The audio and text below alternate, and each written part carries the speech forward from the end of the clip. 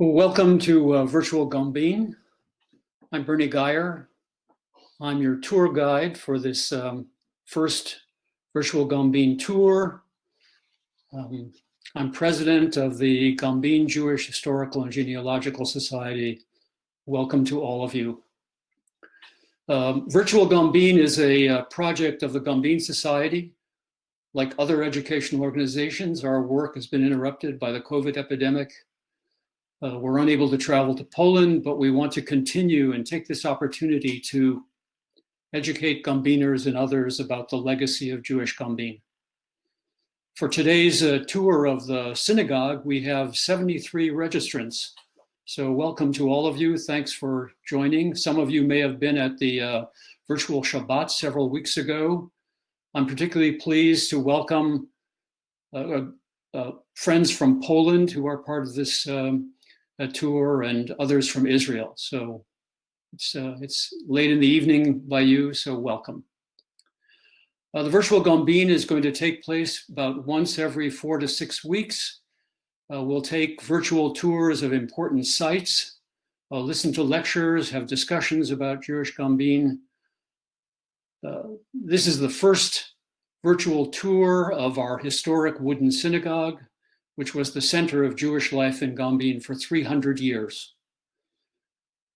Before we begin, I just want to urge all of you to make suggestions about virtual tours that you would like to take, sites that you've heard about from your families, or topics for discussion. Better yet, if you can lead a tour yourself and know a lot about Gombin, please volunteer to research and present to the community at large. This is a great opportunity for us to do more teaching and learning from each other. We can help you with the logistics. When travel opens up again and we can travel internationally, we're hoping that we will restart the tours and visits to Gombin and other important sites in Poland that we were doing up until 2019. So again, welcome to you, all of you. I just also want to remind you as we begin that we're looking forward to your ongoing support for this work. We encourage you to join the Gombin Society, to support these efforts financially and otherwise, and to continue to participate in other tours. Before beginning, I particularly want to thank Vicky Fingerroot, Anita Brush, and Steve Prosperi for helping to put this presentation together, and particularly for help with the computer logistics. I hope they all work well and we don't have any glitches. I want to remind you, this is not a Zoom presentation, so we don't have an interaction during the presentation. I actually can't see any of you, so I don't know how many of you are on the screens, but you can probably see each other. We don't have a ability to allow you to ask questions verbally, but there is a chat box that you can make your comments and suggestions. And if we get to the end and have enough time to do so, we'll be monitoring those chat suggestions and thoughts and raise some of them for the group as a whole and respond to any questions. So I'm going to begin the presentation and start the PowerPoint.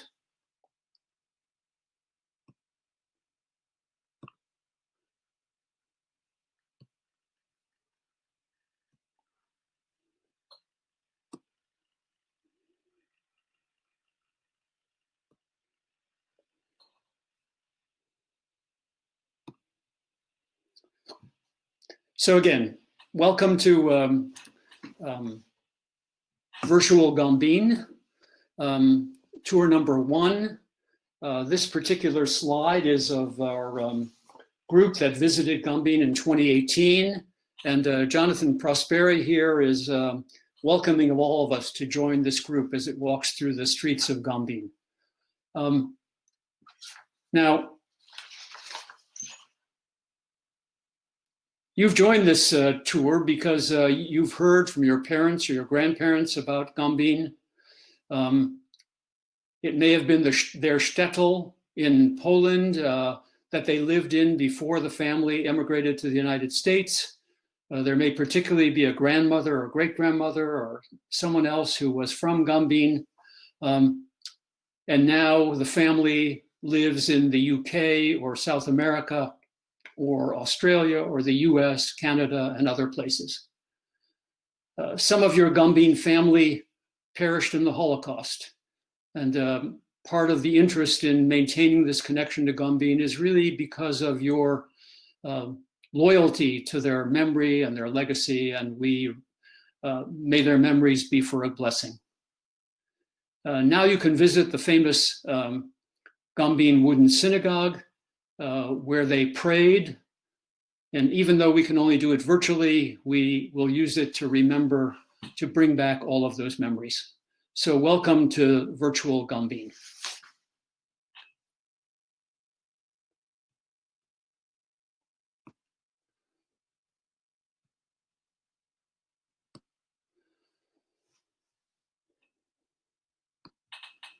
Now I've only put in a few images of the exterior of the synagogue itself.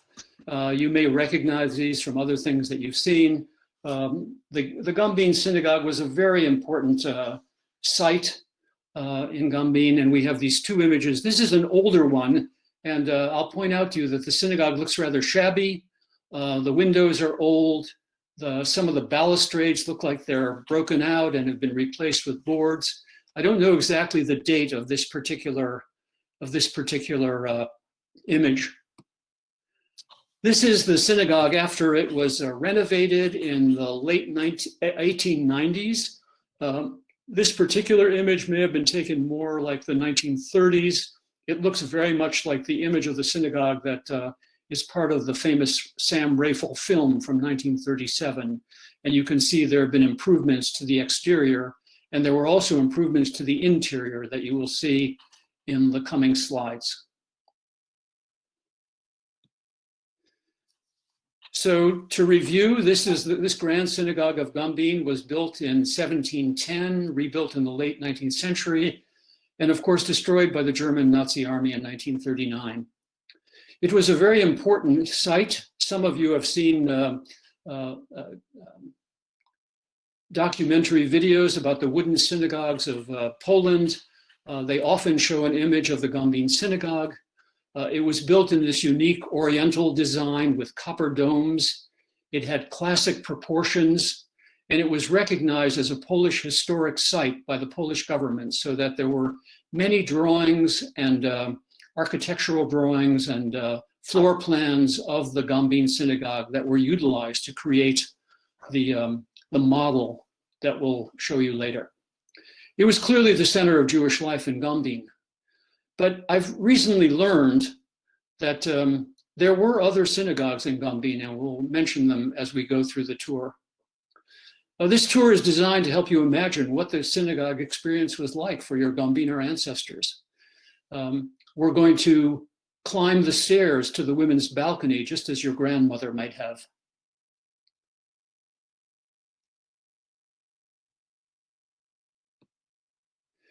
Now I've brought this map to show you where the synagogue is in Gombin. I'm hoping that many of you have actually visited Gombin and been to the site of the synagogue, so you have a visual idea of where it is. It was located in the heart of the town.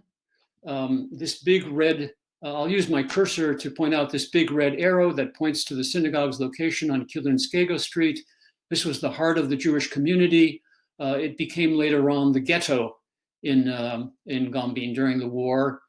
It goes north to the Jewish cemetery, which has been renovated by the Gombin Society back in the 1990s, and we're very grateful for the work that those individuals did. And then I took advantage of this little walking map that we used in 2018, which is hand-drawn from an image that's in the Gombin Yusker book. But we've updated it and made it a bit more geographically correct. And down here in the southern part of the town, near the new market square, is actually an icon for the Hasidic Stiebel that existed on that location.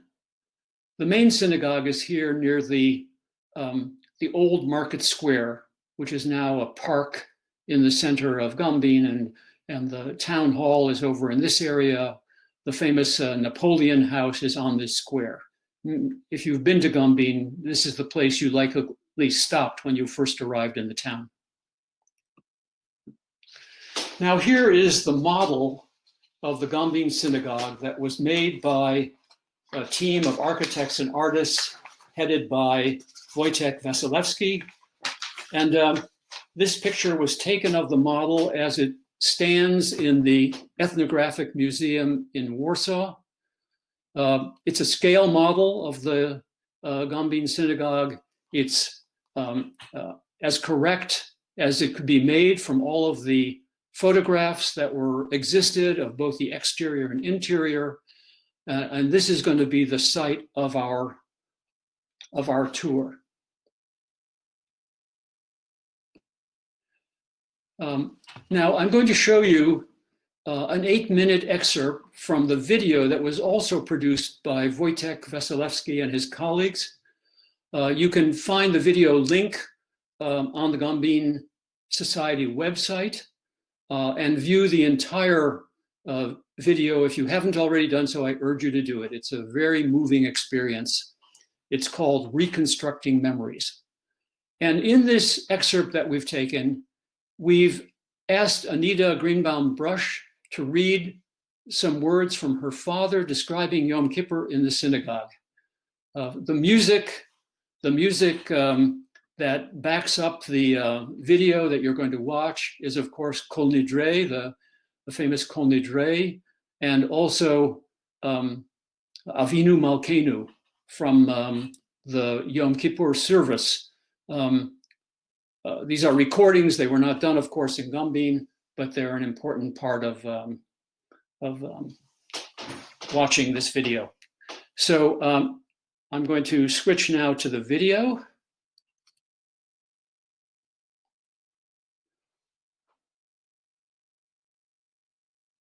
Bear with me.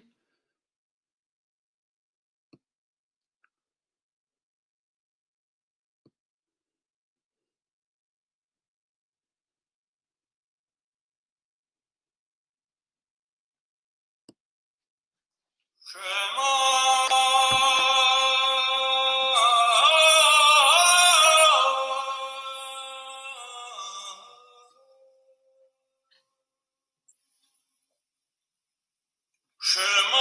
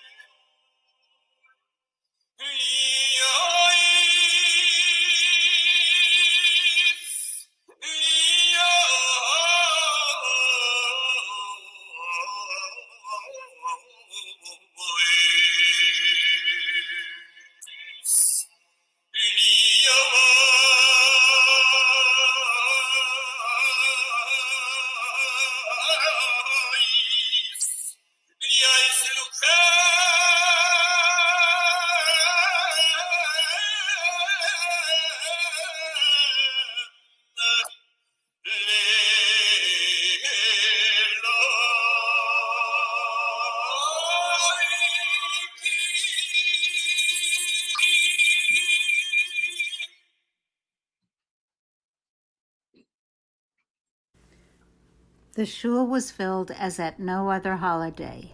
The crowd of worshippers overflowed into the large vestibule. It felt as if the whole town were in the shul.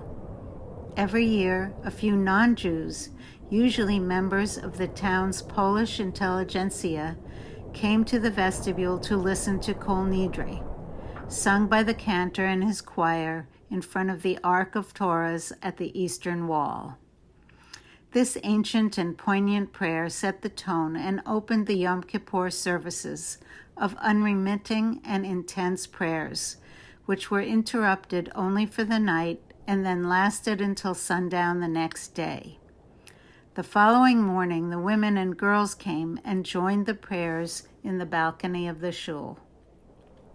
The chanting, the weeping, the swaying, the fasting, the blessing by the Kohanim, and the fumes from the hundreds of candles on brass chandeliers suspended from the high ceilings created a climate of intense and religious devotion, which culminated with the blowing of the shofar. I have no words to describe the effect of the shofar on me. The sound filled me with a hypnotic sense of awe and a conviction that God Almighty had descended into the shul to bless us personally and protect each of us from evil. After the services, I felt elated and purified.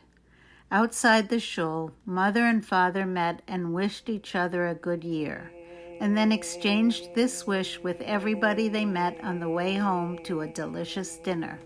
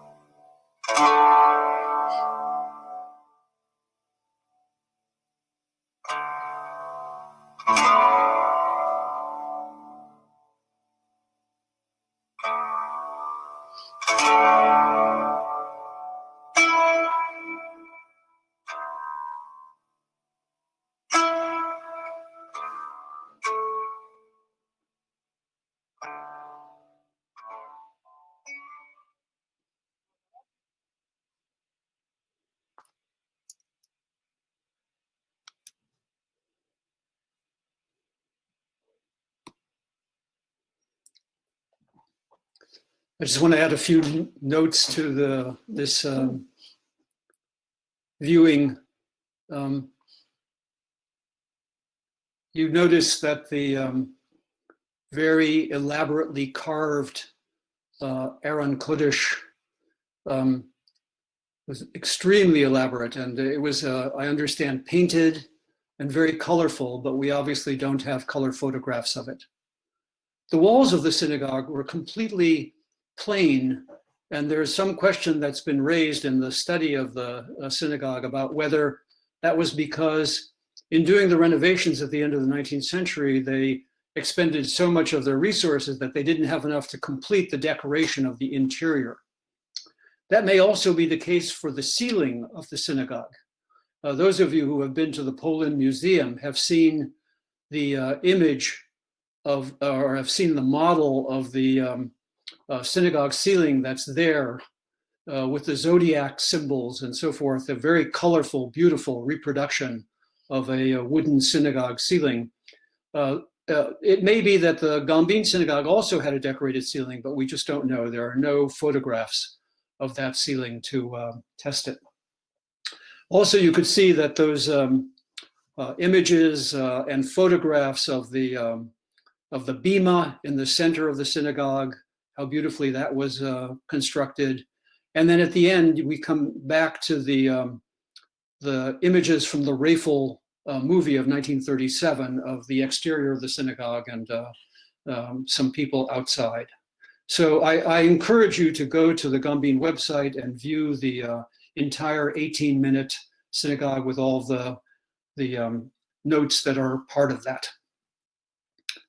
I'm going to continue the PowerPoint, and I have a couple of artifacts here that I want to show you related to the synagogue. When my mother died, my sisters and I found in her drawer among her belongings a little prayer book for women that was clearly used by women in the Gombin synagogue. This one has a date of 1937, the year that before my mother, or 2 years before my mother left Gombin. It's written for women. It's called Banot Yerushalayim, the Daughters of Jerusalem. It's both in Yiddish and Hebrew. It's not a Siddur, or it's not the standard Siddur prayer book, but it had special readings for women having to do with home and family and their duties and so forth. And this is likely what your grandmother or great-grandmother or mother read while they were sitting in the balcony doing the prayers. Second, we have this amazing photograph that Anita found of the photograph of Józef Pilsudski, the prime minister of the Polish Republic between the wars, which was probably placed on the bima of the Gombin synagogue in 1935 at the time of his death. And I presume as an honor to him, and indicated that there was a certain amount of engagement in the Jewish community with Polish political life, which would not be surprising. Another artifact that I can't show you is a photograph of, which is reported to show the actual burning of the Gombin synagogue. We can't use it because we don't own it and we don't have copyright for it. It is currently actually visible on the Facebook page of the Gombin Society because someone sent it to us to show us that they had a copy of that photograph, and it was colored, which clearly the original must have been black and white only, but someone had colored it. So we don't have it on the website, but you might want to take a look at it. Now I want to change gears completely and talk about the synagogue today, Gombin today, and the memorial project that we are engaged in at this very moment. You'll notice in these slides that I've switched the spelling of Gombin from the Yiddish transliteration to the Polish Gombin with the Polish letter A with a little tail underneath it, which is also pronounced So the Polish pronunciation and the Yiddish pronunciation, Gombin, are exactly the same, but the spelling is different. And those of you who've been to Gombin know that the synagogue site is now occupied by a privately owned grocery store and pharmacy. The synagogue was destroyed in 1939 at the beginning of the war, and nothing was ever built on the site until it changed in hands and became private, and was the store and pharmacy were built. The Gombin Society has been engaged in efforts to create a memorial on the site, but we have not been successful. But there is currently a new plan for a memorial plaque in the town square. It's pending final approval from the mayor and the town council. And at this time, I want to show you what it will look like. So here's a map from Google Earth of the center of Gombin. I'll use my cursor again to show you the red arrow points to the site of the former synagogue right in the parking lot of this building here, which is a little store, supermarket, and pharmacy. It's on Kilinskega Street, as I showed you before. Here is the old market square, just at the bottom part of the screen. You can see the roof of the Napoleon House here and of the town hall over here. Now, when installed, the new memorial plaque will be located in this corner of the old market square, right next to Kilinskega Street. We're looking north right now on Kilinskega Street, so the arrow points to the one side of the memorial with a large image of the synagogue as it was known. And the site of the synagogue itself is just up the street here where you see a car. If we went to the other side of the plaque, looking down Kilinskega Street south, you would see all of the narration on the plaque. I'll show a close-up for you in a minute. Here is a rendering of what the old market square would look like with the plaque mounted and installed in this corner, and then images of people walking in the square. Very attractive site, and we're hoping to get approval from the mayor and the town council, but may need your help in doing so. And then finally, here's the back of the memorial that has lots of information in English and in Polish. And then a little icon, some of you know the name of this kind of thing, that one puts your cell phone on this image and you can get a translation into other languages. So this is our plan for a memorial in Gombin, and I only have a couple more slides that I want to show you. The first one is the sources that we used for putting together this presentation and tour. Wojtek Wasilewski's Reconstructing Memory and the model of the Gombin Synagogue. We're very grateful to Wojtek and his team for putting this together for us.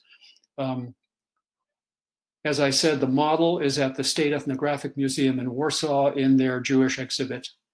Henry Greenbaum's words are taken from My Shtetl Gombin in the Gombin book, which was published in 1960 and read by his daughter, Anita Brush. Adam Krzyzewski, who was the director of the State Ethnographic Museum, wrote an article about the synagogue in Gombin in the Ethnographia Nova, a magazine of the Ethnographic Museum. And that will, if it isn't already, it will be on our website. And then, of course, the website is located at this URL, and I'm urging you to go do it. So please visit our website, as I said. Help us to complete the project of installing the synagogue memorial in Gombin. You can do so by writing letters, becoming engaged, donating to the effort so that we can do this project and more projects in the town. Please become a member of the Gombin Society and get engaged. Get your family and friends engaged if you haven't done so already. We're eager to encourage people to do genealogical research on your own family, and of course, attend all of the future virtual Gombin events. The next one will be December 6th at 2 p.m. That's a Sunday at 2 p.m. Anita Brush will take us on a tour of Jewish Gombin in the 1920s and 30s. We're already beginning to schedule virtual Gombins, as I said, every 4 to 6 weeks in the year 2021. Karina von Tippelskirch, a scholar of the Yiddish poet, the Yiddish Gombin poet, Reiser Szeklinski, is going to do a talk on the poetry of Rysel Jaklinski, very important part of the culture, our culture and our legacy of Gombin. If you have questions or comments, you can reach me, Bernie Geyer, at president@gombinsociety.org, or on my own email address, bgeyer1@jhu.edu. This presentation will be archived on the website, so keep an eye out for that.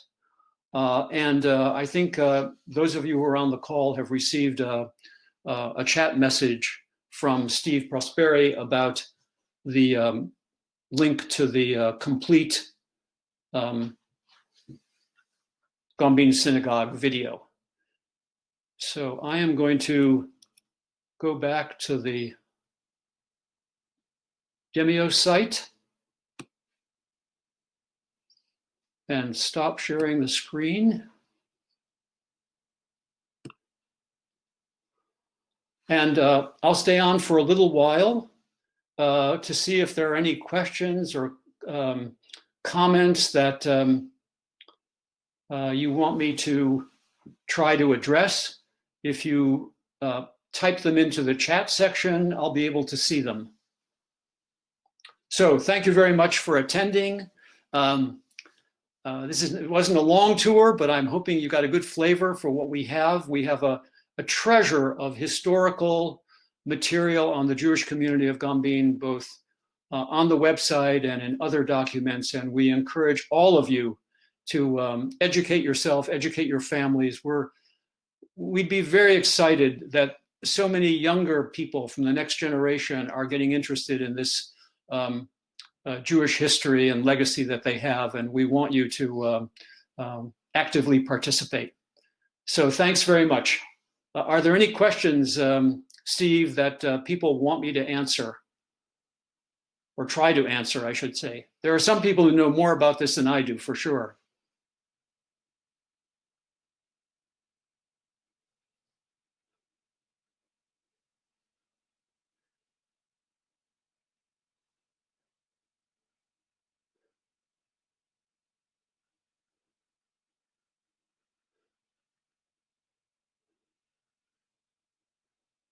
Oh, it's so nice to see people from our friends from Gostinin who were on the call.